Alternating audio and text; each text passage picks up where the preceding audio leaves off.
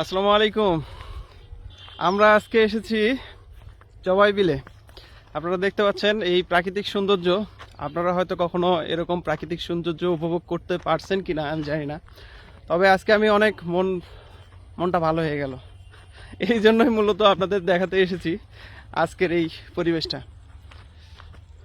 আমার সাথে আছে সেলিম ভাই। সেলিম ভাই, কেমন লাগতেছে? অসাধারণ। আসলে আমরা যারা জবাই বিলে ঘুরতে আসি না, তারা মানে জবাই রাস্তাটা, ওই সচরাচর জবাই রাস্তার ওই পাশে যে বসার জায়গা আছে, দোকান আছে, ওইগুলোতে বসে থেকে এদিক ওদিক দেখে চলে যায়।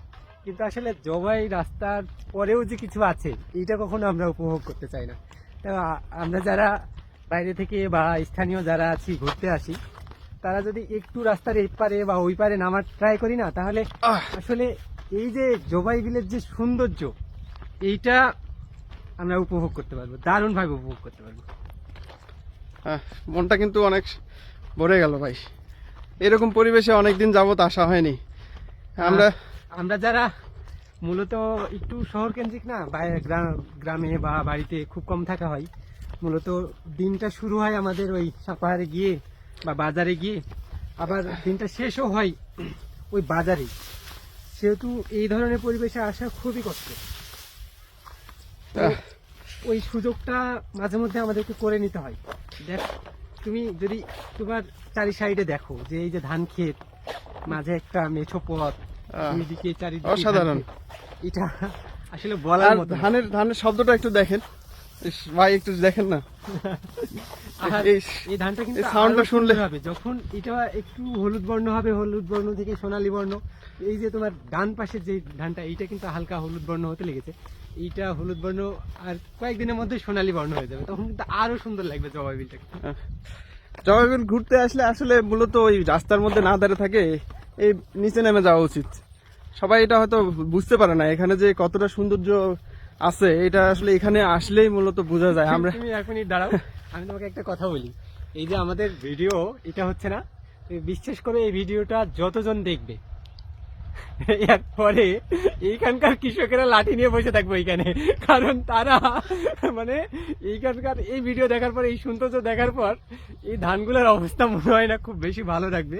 যার ফলে লাঠি লান্দা নিয়ে ওইখানে বসে থাকতে হবে, যাতে এইদিকে কেউ না নামে। না ভাই, আসলে অনেক সুন্দর লাগলো কিন্তু বিষয়টা। আর এই যে ধানের মধ্যে যে এইভাবে হেঁটে গেলে একটা ধানের যে শব্দ, এটা আসলে অন্যরকমের একটা ফিল। আর বড় মৌসুমটাতে এত জমিতে ধান হয় যে মানে দেখলেই কেন যেন মন ভরে যায়। চারপাশে শুধু ধান আর ধান। আর এই জমিগুলোতে মূলত বছরে একটাই ধান হয়, তো যার ফলে সার্ভিসের পরিমাণটা খুবই কম লাগে। আর এত ধান হয় যে যে জমিগুলোতে 3 ফসল হয় আর এই জমিগুলোতে 1 ফসল হয়। আমার মনে হয় যে এই জমি থেকে 1 ফসলে অন্যান্য 3 জমির ফসলের 3 জমিতে যা মানে 3 ফসলে যা পাওয়া যায়, 2 ফসলের মতো এই এক চাষাবাদে দিয়ে দেয়। ধানগুলো একটু দেখেন, ধানগুলা দেখতেই সুন্দর লাগতেছে। এটা কি ধান হতে পারে ভাই? এইগুলো বলা মুশকিল, আমরা তো ধান ওইভাবে চিনি না। জিরা বা জিরা। আমরা আছি এখন আসলে আমের এলাকায়, বুঝছেন না? আমের সাথে থাকতে থাকতে আমরা ধান সম্পর্কে আসলে ভুলেই গেছি। ধানের মধ্যে যে এরকম একটা অনুভূতি, এরকম একটা ফিল আছে, এটা আসলে আমরা ভুলেই গেছি।